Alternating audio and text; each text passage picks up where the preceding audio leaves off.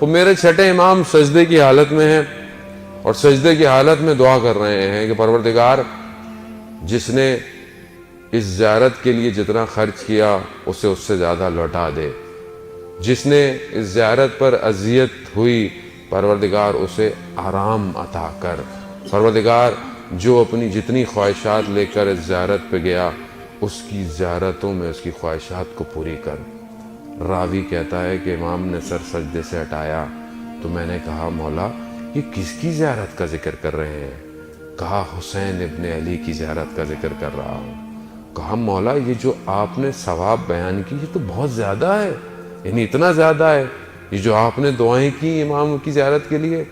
کہا دنیا والے سے زیادہ آسمان والے امام حسین کی زیارت کے لیے دعا کرتے ہیں، یعنی ملائکہ زیادہ دعا کرتے ہیں زائر امام حسین علیہ السلام۔ شب جمعہ ہے، شب زیارت امام حسین عزیزان محترم، یعنی ہر جمعہ کی شب جو ہے وہ امام حسین کی زیارت ہے۔ یہ کمال نہیں ہے؟ یعنی ایک ایسی ہستی پروردگار نے خلق کی کہ ہمارے لیے ہر شب جمعہ اس کی زیارت کرنا ضروری ہو جاتا ہے۔ اب آپ بولیں گے میں کیسے زیارت کروں، میں تو کربلا میں نہیں ہوں، میں تو یہاں ہوں۔ آئیے امام کی خدمت میں جب شخص پہنچا، امام نے پوچھا اس سے کہ تم ہمارے جد کی زیارت پہ جاتے ہو؟ کہا مولا سال میں ایک دفعہ۔ کہا مہینوں میں نہیں جاتے؟ کہا ہفتے میں نہیں جاتے؟ کہا روز؟ کہا مولا کیسے ممکن ہے میں روز زیارت کر سکتا ہوں، فاصلہ ہے۔ کہا کھلے آسمان کے نیچے جایا کرو، 3 دفعہ کہو صلی اللہ علیہ یا ابا عبداللہ، صلی اللہ علیہ یا ابا عبداللہ، صلی اللہ علیہ یا ابا عبداللہ۔ کہا بالکل ایسی ہی جیسے تم نے امام حسین کی زیارت کی۔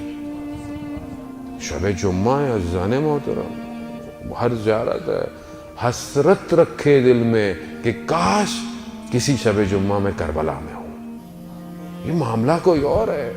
ہمارے استاد آغا پناہیان کہتے ہیں کہ ایک دفعہ میں نے جانا تھا جمعے کو، سب کچھ تھا، میرا ٹکٹ اور سب ہوا، مجھے جانا تھا، ویزا نہیں آ پا رہا تھا، بہت کوشش کی، ظہر تک نا امید ہو گئے، نہیں کر ویزا نہیں آیا، دل ٹوٹ گیا، لیکن دل کربلا میں تھا۔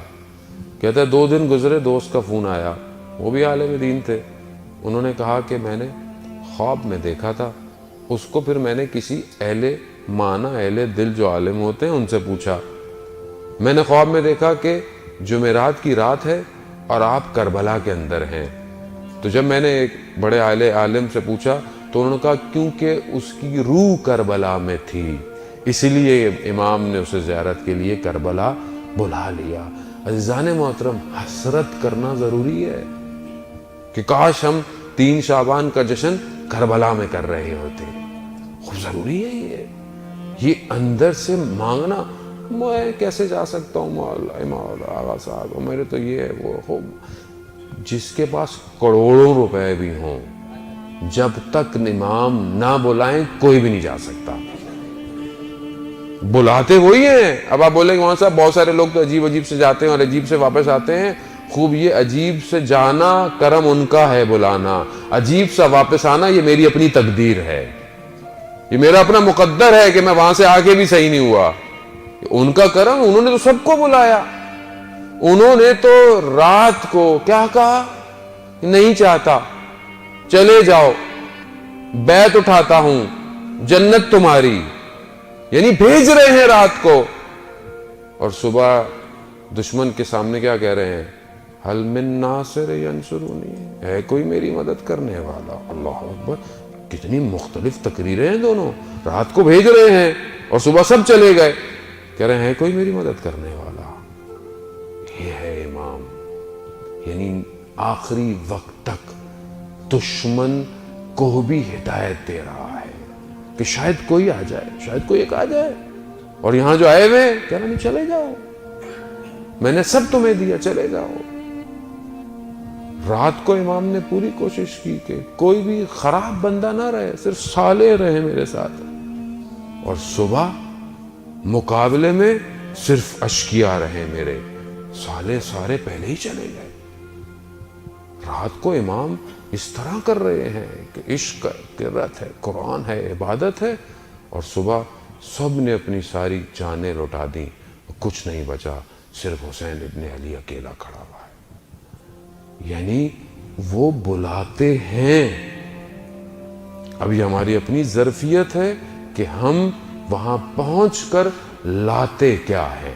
یہ کرم ہے، در و دیوار چوم کے آ رہے ہیں یا پھر کچھ لے کر آ رہے ہیں۔ عزیزان محترم، تو جب چھٹے امام سے کہا کہ مولا یہ تو آپ نے بہت کہا دنیا والے کیا دعائیں کریں گے، ظاہر کے لیے تو آسمان والے دعائیں کر رہے ہیں، یہ فضائل ہے میرے امام حسین کا۔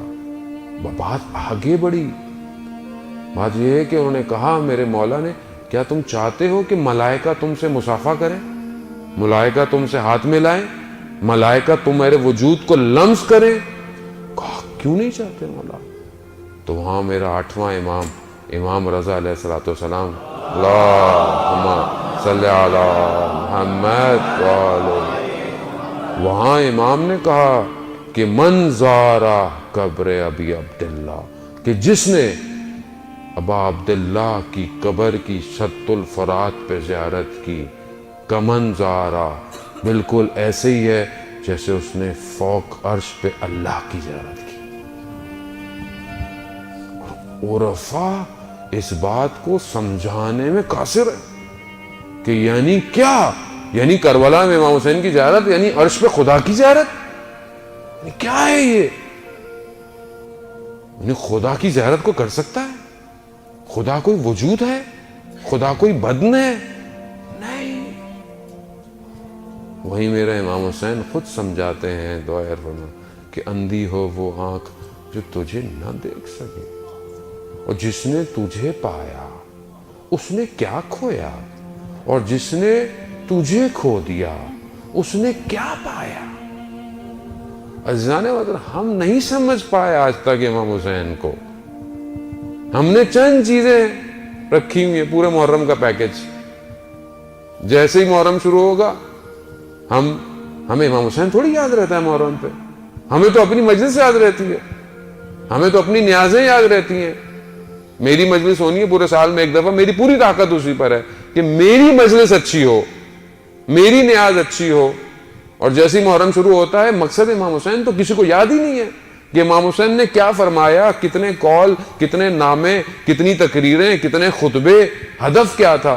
ہم تو بس آپس میں شروع کر دیتے ہیں لڑنا ورنا، ایک گروہ یہ مانتا ہے، ایک گروہ وہ مانتا ہے، اور ہمارا پورا مہینہ ایسے گزر جاتا ہے۔ کیوں نہیں میں اس چیز کو درک کر پا رہا کہ جس کو بار بار میرے ائمہ نے ریپیٹ کیا، تکرار کیا؟ کیوں کربلا بار بار دہرائی جاتی ہے؟ کیوں امام حسین کا اور امام حسین کے اصحاب کا ذکر کیا جاتا ہے؟ تاکہ تم وقت کے امام کے صحابی بن سکو، تاکہ تم وقت کی کربلا کو پہچان سکو۔ لیکن میں نہیں، میں اپنی خواہشات لے کر اٹھنا چاہتا ہوں، میں اپنی مرضی کی بات سننا چاہتا ہوں، میں اپنی چیز لے کے، جو میرے ذہن میں بس مولانا نے اگر وہی پڑھ دیا تو بہت اچھے مولانا تھے، اور اگر جہاں مولانا نے کوئی نصیحت اور کوئی تبلیغی بات کہہ دی، ارے بھائی ان کو تو فضائل پڑھنا نہیں آتے ہیں۔ مگر آپ مجھے یہ بتائیں کہ ائمہ نے اپنی زندگی میں امر بالمعروف کے انسان کو ارتقاء پہ اور کمال پہ پہنچانے کے علاوہ بھی کوئی کام کیا؟ نہیں کیا۔ لیکن کیونکہ میں اپنا پیکج چاہتا ہوں، بس میرا پیکج مجھے ملے، میں ناراض نہیں ہونا چاہتا اصل میں۔ مجھے ڈسٹرب نہیں کریں مولانا صاحب، پہلے اتنی پریشانیاں ہیں زندگی میں، ٹریفک میں 2 گھنٹے لگ جاتے ہیں، گھر یہ ہے، بینک کا لون ہے، فلانا ٹینشن ہے، بچوں کی اسکول کی فیسیں ہیں، دن بہ دن مہنگائی ہو رہی ہے، ابھی آپ بھی آگے ٹینشن دے رہے ہیں، تو تھوڑا سا ہمیں ریلیکس رہنے دیں، دیکھا جائے گا جو بھی ہوگا۔ عزیزان محترم، دیکھا ویکھا نہیں جائے گا، جتنا دیکھنا تھا دیکھ لیا، اب تو دکھایا جائے گا کہ تم کیا تھے اور حقیقت کیا ہے۔ عزیزان محترم، آخری زمانہ جتنی تیزی سے قریب آ رہا ہے، بہتر ہے کہ میں خود بدل جاؤں، نہیں تو بدلوایا جاؤں گا، اس وقت پھر بہت مشکل ہو جائے گی۔ تو بہرحال یہ جو ایام ہیں خوشی کے، اس کی خوشی صرف ظاہری نہ ہو، اس کی خوشی ایسی ہو کہ میری روح بھی تو پرمسرت ہو. کیوں؟ کیونکہ اس دور کے اندر کہ جہاں پر وہ حسین کا آخری وارث آنے والا ہے، اس دور میں پرمسرت روحیں ہی امام کا ساتھ دیں گی.